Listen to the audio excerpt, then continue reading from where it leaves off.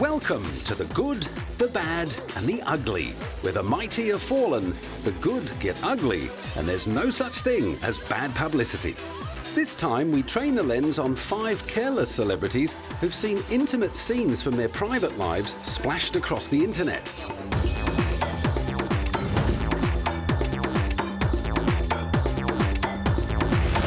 I just want someone I can trust, someone I can tell anything to and know it's not going to get out, and someone who's a good person in their heart. It can't be easy being Paris Hilton. When you're as famous for being famous as she is, everyone wants a piece of you. And a minor indiscretion tonight could end up on tomorrow's front page. But it seems this heiress could care less. You know, yeah, obviously, like, I sometimes think everybody's always watching me. There's never not someone looking at me or taking a picture. So it gets hard, but, you know, that's the business I've chose to be in, and you just have to live with it. That pragmatic approach to life in the public eye has no doubt evolved over the decade or so since Paris began parading herself at parties, premieres, fashion shows, and the odd opening of an envelope. While she can afford to be a little more choosy nowadays about the photo opportunities she decides to say yes to, in the early days it was all about maximum exposure. When the cameras turned on, so did Paris. She may have got slightly more exposure than even she could have wished for when she agreed to let then-boyfriend Rick Salomon tape their lovemaking back in 2003. And when the video turned up on the internet, entitled One Night in Paris, it looked like she'd finally bitten off more than she could chew. Proving himself to be a wily businessman as well as a love rat, Rick then struck a distribution deal with a DVD company and even gave an introduction at the start of each scene on the video. He then had the kahunas to sue Paris for defamation for publicly claiming that she'd been out of it when the tape was being made. She in turn sued over the release of the video and was awarded $400,000. The video went on to bag 3 Adult Video News Awards for Best Selling Title of the Year, Best Renting Title of the Year, and Best Overall Marketing Campaign. And it's fair to say that while Paris appeared deeply disgruntled about the film, its release just 3 months ahead of the debut of her MTV series The Simple Life must have had the show's producers rubbing their hands with glee. A few months later, while still glowing red from that embarrassment, she was faced with the humiliating task of ringing round all her celebrity mates and confessing that someone had hacked into her phone. The numbers and email addresses of A-listers like Eminem, Vin Diesel, Lindsay Lohan and Christina Aguilera, to name but a few, had found their way onto the web. No doubt many of the same celebrities wasted no time in changing their contact details again 6 years later, after Paris lost her phone in a nightclub. Just to make things even more tantalizing for enterprising hangers-on, she also lost track of her digital camera. And as her sister Nikki knows, there has never been any shortage of opportunists on the lookout to cash in. Yes, there's definitely been a lot of users in her life. I don't think it's necessary to name names, it's pretty obvious. So I think that she really was looking for someone who does not care about the spotlight, that at all. Someone who just genuinely wanted to hang out with her and liked her for her and no other reason. Perhaps her protective sis was having a bit of a sideswipe at her former bestie and party partner Nicole Richie, with whom she co-starred in The Simple Life. The pair went from being inseparable to becoming arch enemies overnight back in 2004. While neither of them officially gave reasons for the feud, rumours abounded that Nicole fell foul of the heiress by screening One Night in Paris for friends at a party. The next series of A Simple Life was canned and Paris moved on. I'm doing a scripted show. Ryan Seacrest and I are producing it, and it's can't really tell the idea yet, but it's very, very cool. So it'll be funny. It's really funny. It's comedy. Even more funny was the fact that the 2 feuding socialites were dating the same guy. Well, almost. While Nicole and Good Charlotte frontman Joel Madden were expecting their first child, Paris was flaunting her new relationship with Joel's twin brother Benji. I'm very excited. Everything's going phenomenally well. Everything's really successful. I am in an amazing relationship. I just bought a really beautiful new home, so my life has never been better. I just feel really at peace and really grateful for life. Unfortunately, it was clear that she still had a lesson or two to learn about discretion when a few months after announcing her intention to marry Benji on the David Letterman show, the pair confirmed they had split, much to Nicole's alleged delight. Still, the latest dent in her dignity is unlikely to prove more than a minor setback in Paris's quest for world domination. With several films, a book, an album, a jewelry line, 4 fragrances, a porn video, and a prison sentence behind her, she's aiming far higher than simply inheriting the family business. You know, I'm already building my own empire, and I have so much going on that I wouldn't need to, and I'm already doing my own hotel Parises, so they're not going to be Hiltons, they're going to be my own boutique hotels. So I'll be their competition.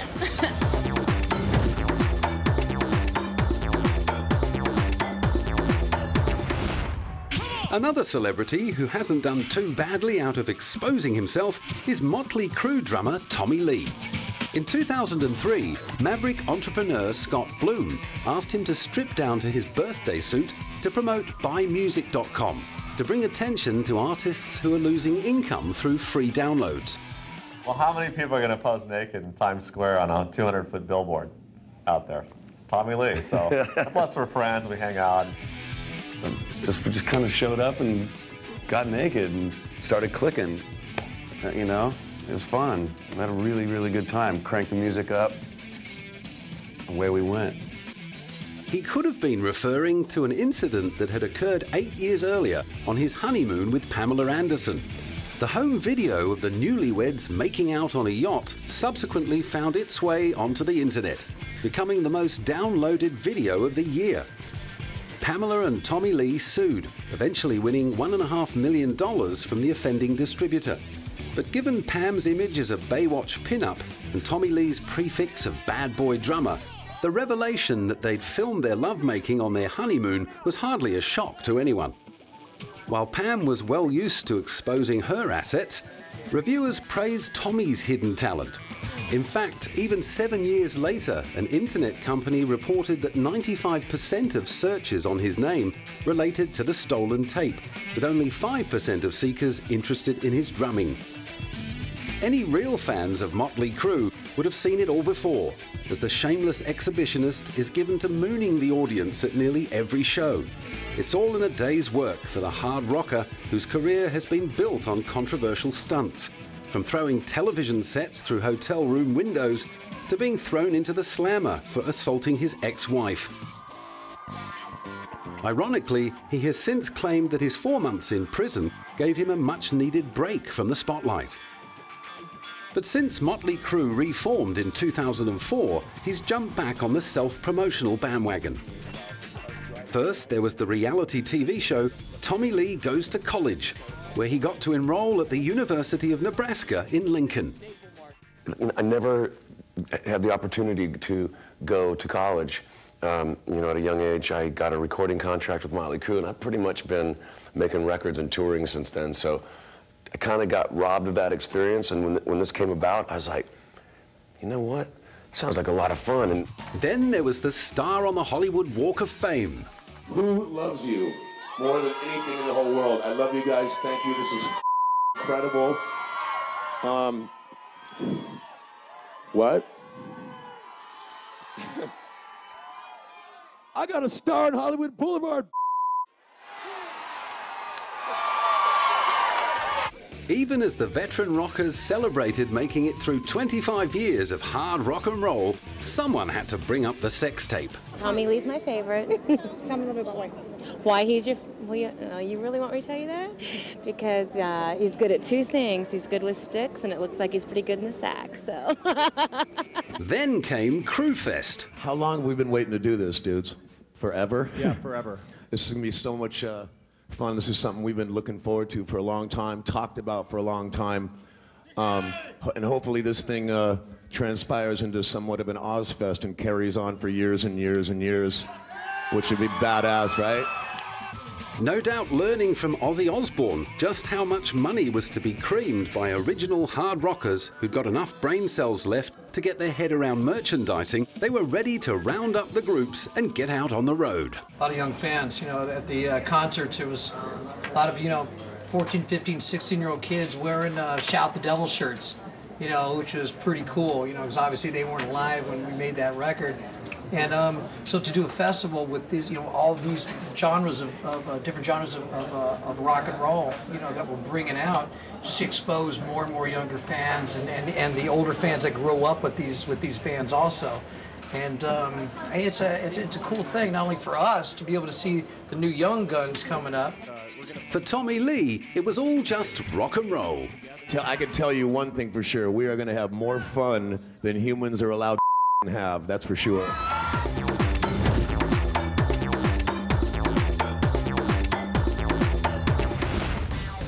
Equally well known for his love of a good time is alleged 100-cigarette-a-day actor Colin Farrell. Smelling like an ashtray doesn't seem to have dampened the pulling power of the young Irishman who burst into Hollywood on the back of his breakthrough role in the Joel Schumacher film Tigerland. In 2003, he came in at number 6 on Company magazine's list of the world's sexiest men. By that time, he'd already been married and divorced and was expecting a baby with his then-girlfriend, Kim Bordenave. But that didn't stop the romance rumours flying when he was seen holding hands with Britney Spears at the premiere of his 2003 film, The Recruit. And Britney's cheeky response to the press that he was a good kisser didn't help matters. What's he like? Is he a good guy? He's a good kisser. But Colin was having none of it. I'm with 25 people, we're all having He promptly changed the subject and waxed lyrical about the honour of working with Al Pacino. It was amazing. It was amazing. I mean, I was awestruck. There's no other way to look at it. I mean, it's one thing working with, I've been nervous before working with big names and stars and stuff in the last couple of years, but this was different. I mean, this is, you'd hate me to say this because it takes it outside of what he is and what he wants to be and what he is, which is an incredible actor and an artist. But I mean, he's a living legend, Having witnessed the paparazzi's propensity to sniff out the whiff of a scandal, one might have expected Colin to exercise a little discretion when it came to his intimate relations. If nothing else, the experiences of Paris Hilton and Tommy Lee should have taught him to keep the camera out of the bedroom if he wanted to keep his private life private. Sadly, it was not to be. A few months later, Colin made a video of him and Playboy model Nicole Narain having sex. 2 years later, of course, it turned up on a website called dirtycolin.com. The site received so many hits, it shut down in the first day. The 14-minute tape was then pirated and distributed far and wide via file-sharing systems. Colin was outraged and threatened to sue the sites hosting the tape, before turning his legal attention onto his video co-star, Nicole, who claimed she wasn't the source of the leak. But after Colin launched a lawsuit, they reached an out-of-court settlement. However, Colin's overexposure on the net wasn't to be his only source of embarrassment. Nearing the big 3-0, his famous love of a good party was catching up with him. Getting out of bed every morning. I was so tired. I just finished hard tour. I don't know. Just trying to keep up with these boys, Did you learn anything from him, do you think, about either Hollywood or acting or whatever? Did you have Not really. tips? No, not really. No. I learned I can't drink as much tequila, so. Finally, while making Miami Vice with fellow carouser Jamie Foxx, it did all catch up with him. He reportedly collapsed on set and ended up checking himself into rehab. The official line was that he was suffering from exhaustion and an addiction to prescription medications, which had developed after being prescribed painkillers for an injured back. However, that story sounded a little tall in light of Colin's earlier admissions that he'd had a drug problem as a teenager and would rather go to the pub than the gym. A year later, at the Venice premiere of the Woody Allen film Cassandra's Dream, he was proud of being clean and sober. I mean, I think every day you wake up and you get out of bed, you're given another chance. Literally, I really do. I mean, I see life and I try to deal with life in small increments and try not to cast my mind down the road, which is very hard, or the road either ahead or behind, and try to just deal or whatever step I'm in at the moment. So with that in mind, seriously, every day is a new chance to possibly reinvent yourself or try and find what the things that are important to you truly are, and et cetera, et cetera, et cetera. For the time being, at least, Colin's efforts at self-reinvention seem to have curbed his famous compulsion for cursing in interviews.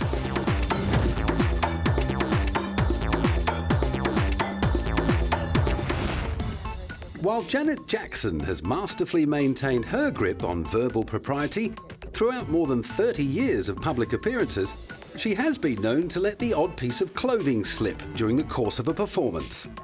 Since shedding her butter wouldn't melt image as the youngest member of the Jackson family, Janet's increasingly sexual image has seen her donning more and more risque outfits on stage and in her videos.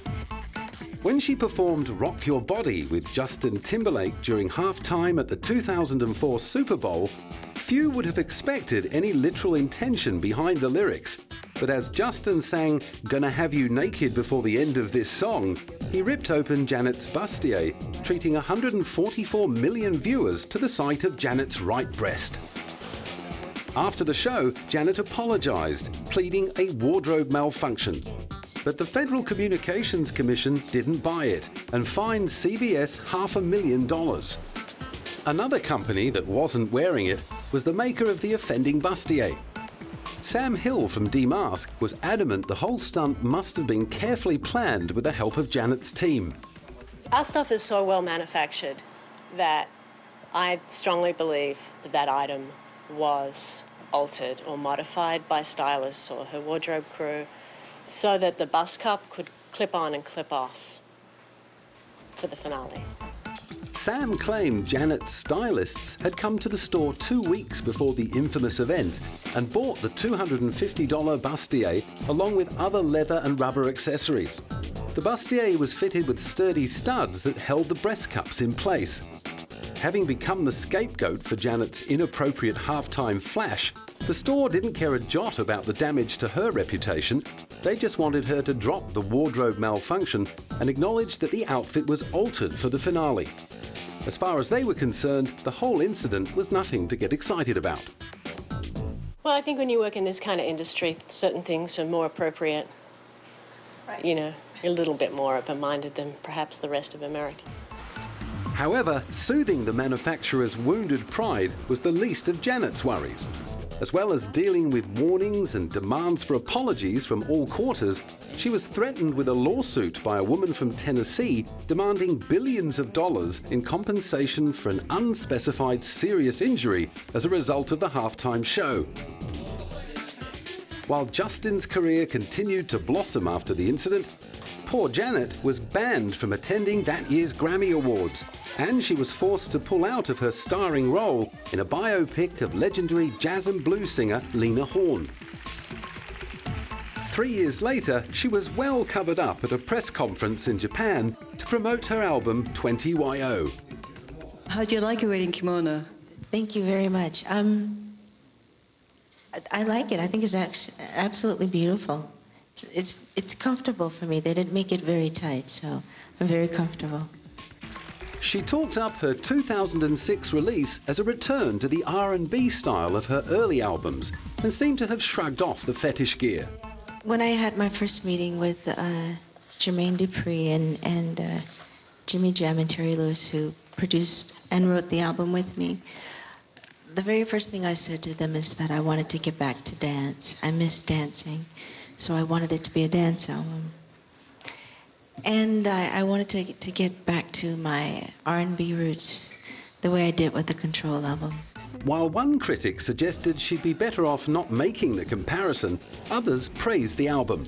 Glenn Gamboa of Newsday noted with relief that she keeps most of the tie-me-up, tie-me-down sexual raunch of her recent albums in the closet. This album is all about dancing and returning to her R&B roots. And having won her way back into public acceptance, all Janet wanted to do was dance. Dance to me is everything. I love what I do. I love writing music. I love creating music, singing it, but it really wouldn't be what it truly is for me without the dance. And dance it expresses. Everyone, you know, you have your own feel, your own style, and it's a great way for your individual, so you are able to express yourself through your dance, making you who you are, expressing that through your dance.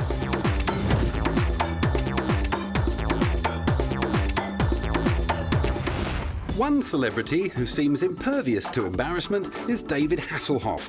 For the actor who made his name by driving around in a talking car in the 80s series Knight Rider, the endless parade of Mickey-taking and parodies is water off a duck's back. I like to have as much fun with my characters I play as everyone else does. And, you know, I actually went on television and took on all of Australia with my own T-shirt that said, "Don't hassle the Hoff," and when you see that, that's mine. Far from being bashful about spending 11 years pounding the beach in Speedos, he's sentimental about his time on Baywatch. You know, they always say when you're an actor, you have to clear the eye line. Well, our eye line was really difficult because behind you would be all these babes going, you know. It was actually a lot of fun. It was, you know, as much as, you know, there really was a great sense of family on the show. As much as everybody thought it was this big, sexist, wild show, it wasn't. We had a blast every day. Our biggest challenge was to cover up the tattoos on the girls. But then why wouldn't he be proud of the show that earned him the lion's share of his $100 million fortune? The story goes that back in 1989, after being cast in Baywatch, the series got cancelled after only one season.